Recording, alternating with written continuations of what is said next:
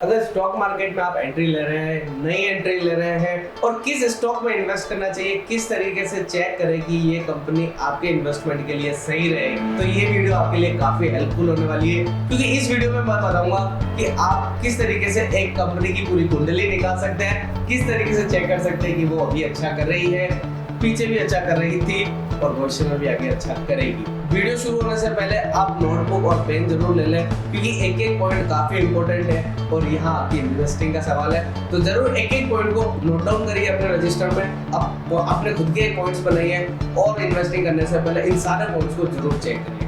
तो मैं आपका होस्ट राहुल कौर जोशी एक बार फिर आपका स्वागत है बिजनेस फ्रीडम पे। और अगर आप पेज पे अगर नए आए हैं तो अभी चैनल को सब्सक्राइब कर लीजिए। और बिजनेस फ्रीडम चैनल पे हम आपके लिए काफी इंफॉर्मेटिव वीडियोस लाते हैं। आपके बिजनेस को कैसे आप नेक्स्ट लेवल तक ले जा सकते हैं, उसके लिए भी हम काफी सारे वीडियोस लाते हैं, हर डिपार्टमेंट की डालते हैं। उसी के साथ साथ किस तरीके से आप बेटर इन्वेस्टमेंट कर सकते हैं उसकी भी वीडियोस हम आपको प्रोवाइड करवाते हैं। तो चलिए वीडियो को शुरू करें।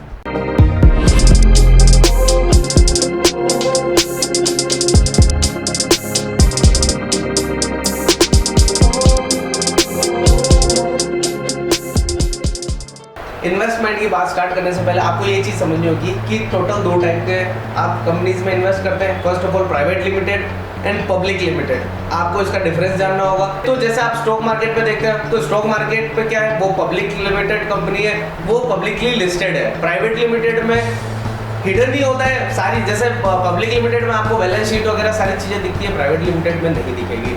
और प्राइवेट लिमिटेड लोगों का एक ग्रुप होता है, प्राइवेट लिमिटेड कहलाता है, जिसमें वो एक प्लान करते हैं, खुद ही इन्वेस्ट करते हैं या फिर किसी इन्वेस्टर से इन्वेस्ट करवाते हैं। तो अगर आप किसी प्राइवेट लिमिटेड कंपनी में ज्वाइन करके इन्वेस्ट करना चाहते हैं या फिर किसी पब्लिक लिमिटेड कंपनी में जाकर इन्वेस्ट करना चाहते हैं तो ये वीडियो आपको दोनों ही पॉइंट में हेल्पफुल रहेगी। अब अपन आते हैं सेकंड टॉपिक पे, फाइनेंशियल ईयर। फाइनेंशियल ईयर क्या होता है, आपने कई बार सुना होगा, मार्च एंडिंग चल रही है, फाइनेंशियल ईयर खत्म होने वाला है। तो अप्रैल की स्टार्टिंग से लेके मार्च की एंडिंग तक ये होता है फाइनेंशियल ईयर। टोटल 4 क्वार्टर होते हैं इसमें, हर एक क्वार्टर में 3 महीने होते हैं। मैं आपको बताता हूँ चारों क्वार्टर कौन कौन से होते हैं। अप्रैल, मई, जून, जुलाई, अगस्त, सितंबर, अक्टूबर, नवंबर, दिसंबर एंड जनवरी, फरवरी, मार्च, ये चारों क्वार्टर हैं। ठीक है, तो आप जब भी किसी भी कंपनी में इन्वेस्ट करना चाहें, चारों क्वार्टर का रिजल्ट जरूर चेक करें। क्या क्या चेक करना है वो मैं इसी वीडियो में आपको आगे बताऊंगा। चलो अब आते हैं नेक्स्ट थर्ड टॉपिक पे कि आप किस तरीके से एनालाइज करेंगे कंपनी को कि आपको इसमें इन्वेस्टिंग करनी चाहिए या नहीं करनी चाहिए। इससे पहले मैंने क्लियर करा कि किस तरह टोटल 4 क्वार्टर होते हैं। अब आपको चेक करना है चारों क्वार्टर में से कंपनी का, जिस तरीके से अगर आप पब्लिक लिमिटेड कंपनी में जाएंगे तो वहाँ उसके प्रॉफिट एंड लॉस को आपको चेक करना है। सेकंड, कैश फ्लो को चेक करना है। अगर आप गूगल पे जाके मनी कंट्रोल पे या कहीं पे भी जाके सर्च करेंगे, उसके नीचे ये आपको दिखेंगे ऑप्शंस। अब ये जो है प्रॉफिट एंड लॉस और कैश फ्लो, ये आपको क्वार्टरली भी मिलेंगे और ईयरली भी मिलेंगे। आपको क्वार्टरली भी चेक करना है कि हर क्वार्टर में वो कितना प्रॉफिट कर रहे हैं, कितना प्रॉफिट कर रहे हैं, लॉस कर रहे हैं, कितना लॉस हो रहा है। और ईयर वाइज भी चेक करना है कि ईयर वाइज कंपनी ग्रोथ कर रही है या नहीं कर रही। पिछले साल कितना टर्नओवर किया था, कितना प्रॉफिट कमाया था और इस साल कितना प्रॉफिट कर रही है और कितना, अगर लॉस में जा रही है तो कितना लॉस कर रही है। अब इसमें आपको चेक करना होगा, जिस कंपनी में आप इन्वेस्टमेंट करना चाहते हैं हो सकता है उसका कोई ऑफ सीजन हो, तब इस क्वार्टर में आपको उनके जो रेवेन्यूज है वो कम दिखे। तो ये आपको थोड़ा कॉमन सेंस लगाना होगा कि आप किस इंडस्ट्री में इन्वेस्टमेंट कर रहे हैं, उसका सीजन क्या है, ऑफ सीजन क्या है, किस क्वार्टर में वो सबसे हाईएस्ट जो है रेवेन्यू जनरेट करते हैं। उसके साथ साथ पिछले ईयर्स को भी उसमें कैलकुलेट करें कि आज से 5 साल पहले क्या रेवेन्यू जनरेट कर रही थी, अब 3 साल पहले क्या कर रही थी, इस साल कितना कर रही है, पिछले साल कितना करा था। तो ये चीज़ आपको चेक करनी होगी। मनी कंट्रोल पे इजी गोइंग आप जाके प्रॉफिट एंड लॉस भी चेक कर सकते हैं, कैश फ्लो भी चेक कर सकते हैं। अब जैसे आप जाके चेक करेंगे profit and loss and cash flow और प्रॉफिट एंड लॉस के साथ साथ आपको कंपनी का सेल्स ट्रेंड भी चेक करना है कि कंपनी की सेल्स बढ़ रही है लगातार या घट रही है, डाउन ट्रेंड है या अप ट्रेंड। अब इसमें भी सीजन ऑफ सीजन और ये सारी चीज़ें चलेगी। लेकिन ईयर वाइज ग्रोथ है या नहीं है, और आने वाला जिस इंडस्ट्री को आपने चूज किया उस अकॉर्डिंग और ज़्यादा बढ़ेगी या फिर घटने वाली है। जैसे कि आप देख सकते हैं अभी बैटरीज की तरफ मूव ऑन हो रहा है, इलेक्ट्रिक गाड़ियों की तरफ मूव ऑन हो रहा है, पूरा शिफ्ट ऑटोमोबाइल सेक्टर शिफ्ट हो रहा है, तो कहीं ना कहीं इफेक्ट करेगा पेट्रोल और डीजल को ये भी। तो इस तरीके से आप भी अपनी इंडस्ट्री, जिस इंडस्ट्री में आप इन्वेस्टमेंट कर रहे हैं उसका फ्यूचर को भी देखें और ये भी चेक करें कि क्वार्टरली कंपनी की सेल्स घट रही है या बढ़ रही है। अब आपको कंपनी का ऑपरेटिंग मार्जिन चेक करना है। क्या कंपनी लगातार सेल्स तो बढ़ा रही है, रेवेन्यूज भी बढ़ा रही है, बट साथ ही साथ क्या कंपनी के खर्चे भी बढ़ते जा रहे हैं या खर्चों को कंट्रोल में रखते हुए वो रेवेन्यूज को बढ़ा रही है और उसके साथ साथ नेट प्रॉफिट भी बढ़ता जा रहा है। तो इसके लिए आपको EBITDA चेक करना होगा, earning before interest and taxes.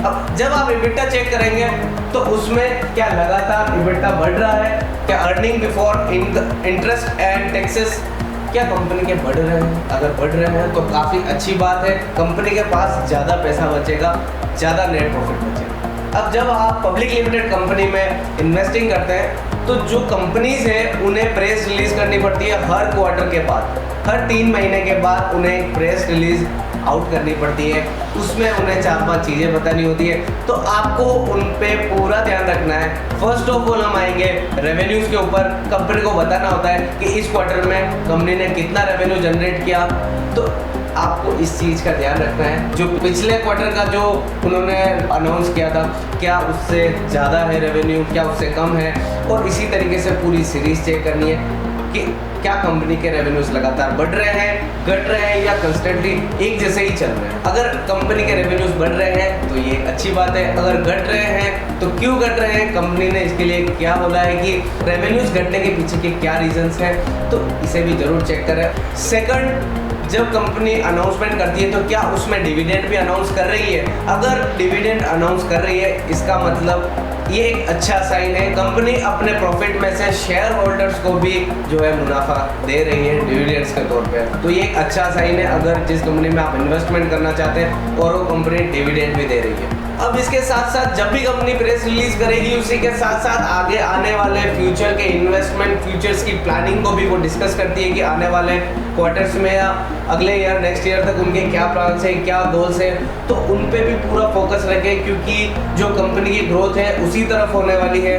तो अगर उनके गोल्स एंड प्लान्स अच्छे हैं तो ये एक अच्छा साइन होगा आपके लिए, आपके इन्वेस्टमेंट के लिए, कि कंपनी नए नए प्लान्स बना रही है, नए नए गोल्स बना रही है और लगातार ग्रो कर रही है। अगर उनके पास आगे के कोई गोल और प्लान नहीं है तो इसका मतलब एक ही जैसी जो है ग्रोथ में चलेगी, पॉसिबिलिटीज कम है कि वो ज़्यादा अच्छे से ग्रो कर पाए। तो प्रेस रिलीज में आपको इस चीज़ का भी ध्यान रखना है कि कंपनी के गोल्स एंड प्लान्स क्या है। Next, third, company expansion plan भी बताती है कि किस तरीके से वो एक्सपेंड करेगी मार्केट में और क्या क्या नए गोल्स हैं उनके, क्या क्या प्लानिंग्स हैं जिनको वो लेके चल रही है, कि नई नई कंपनी को एक्वायर करने वाली है या फिर कहाँ नए स्टोर खोलने वाली है या फिर कहाँ नया इन्वेस्टमेंट करने वाली है। तो इस चीज़ का भी पूरा ध्यान रखें। अगर कंपनी नए नए इन्वेस्टमेंट कर रही है, नई नई कंपनियों को एक्वायर कर रही है, तो इसका मतलब कहीं ना कहीं फाइनेंशियल कंडीशन काफ़ी अच्छी है, तब वो इतने ज़्यादा अच्छे अच्छे प्लान्स और गोल्स बना रही है और कंपनी को एक्वायर कर रही है, तो एक अच्छा साइन है। और उसी के साथ साथ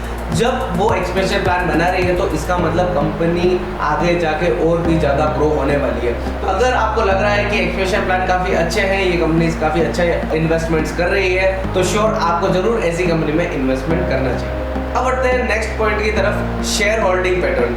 आपको इस चीज़ का पूरा ध्यान रखना है। जब भी आप मनी कंट्रोल या किसी भी वेबसाइट पर जाके जब आप सर्च करेंगे और शेयर होल्डिंग पैटर्न देखेंगे तो इसमें 3-4 तरह के इन्वेस्टर्स होते हैं, जैसे कि पब्लिक, ठीक है, प्रमोटर, फॉरेन इन्वेस्टर्स, यहाँ के म्यूचुअल फंड्स और बड़े फंड हाउसेस। तो ये 4-5 तरीके से जो इन्वेस्टमेंट के पैटर्न्स हैं, क्या इसमें प्रमोटर्स ज़्यादा हैं? ऐसा तो नहीं है कि प्रमोटर होल्डिंग काफ़ी कम है। अगर आप किसी कंपनी में इन्वेस्टमेंट कर रहे हैं तो बहुत ही ज़्यादा ज़रूरी है कि आपको उसके शेयर होल्डिंग पैटर्न को ज़रूर देखना चाहिए, काफ़ी इम्पोर्टेंट है। अगर प्रमोटर की शेयर होल्डिंग ही अगर बहुत ही ज़्यादा कम है तो आप सोच सकते हैं क्या एफर्ट लगाएगी टीम। तो आप चेक करिए कितने परसेंटेज पब्लिक उसको ऑन करती है, कितना प्रमोटर का कितना उसमें होल्डिंग है, और फॉरेन इन्वेस्टर्स ने कितना उसमें परचेसिंग कर रखी है, और साथ ही अपने आगे डीआईज ने कितना इन्वेस्टमेंट कर रखा है। अगर प्रमोटर की होल्डिंग 50% से ज़्यादा है तो ये एक अच्छा साइन माना जाएगा, अगर कम है तो ये थोड़ा रिस्की होगा। अगर बिल्कुल ही 5%, 2% पे, अगर 1% पे प्रमोटर होल्डिंग है तो ये काफ़ी रिस्की हो सकता है।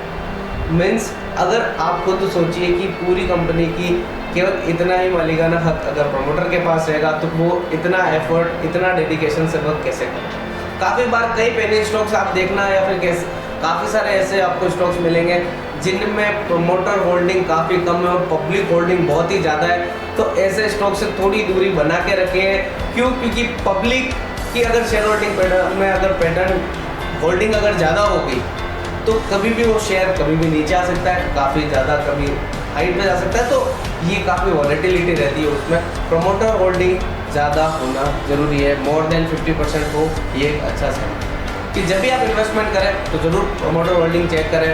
50%, 40% तो प्रमोटर होल्डिंग होनी चाहिए अगर आप इन्वेस्टमेंट लॉन्ग टर्म पे कर रहे हैं तो। अगर वॉलेटिलिटी के साथ ही आप शॉर्ट टर्म पे अगर आप जो है पैसा कमाना चाह रहे हैं तो उसमें पैटर्न और शेयर होल्डिंग पैटर्न में इतना ज़्यादा इशू नहीं है, लेकिन लॉन्ग टर्म के लिए काफ़ी ज़्यादा इंपॉर्टेंट है प्रमोटर होल्डिंग का ज़्यादा। अब मैं आता हूँ लास्ट टॉपिक पे, अर्निंग पर शेयर। इन्वेस्टमेंट से पहले ईपीएस भी जरूर चेक करें। अगर आपको ईपीएस के बारे में नहीं पता तो नॉर्मली क्लियर हो रहा है ईपीएस अर्निंग पर शेयर। अब मैं आपको एक एग्जांपल से ही समझा देता हूँ। ईपीएस का फॉर्मूला है, सिंपल सा फॉर्मूला है ईपीएस का, प्रॉफिट बटा नंबर ऑफ शेयर्स। ठीक है, मैं एग्जांपल दे देता हूं आपको। मान लीजिए XYZ कंपनी है, ठीक है।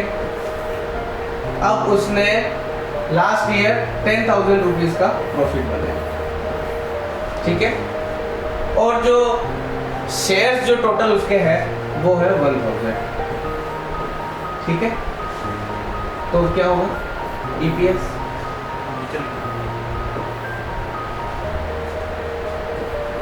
EPS is equal to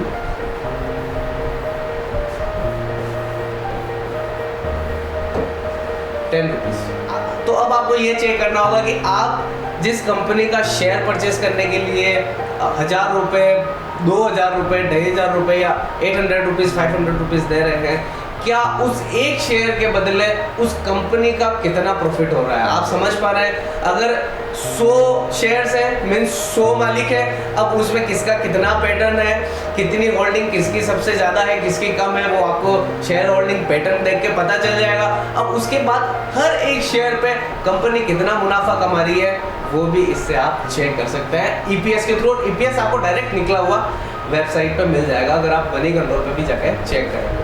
तो इस वीडियो में आपने जाना कि आप किस तरीके से एक कंपनी को एनालाइज कर सकते हैं, किस तरीके से उसे चेक कर सकते हैं, फंडामेंटली देख सकते हैं कि क्या ये कंपनी आगे जाके अच्छे से ग्रो करेगी। तो ईपीएस के साथ करते हैं वीडियो की एंडिंग। अगर आपको ये वीडियो अच्छी लगी तो इसे ज़रूर लाइक करिएगा, और चैनल पे अगर आप नए आए हैं तो ज़रूर सब्सक्राइब कीजिएगा। इस पे हम काफ़ी इंफॉर्मेटिव वीडियोस आपके लिए अवेलेबल करवाते हैं।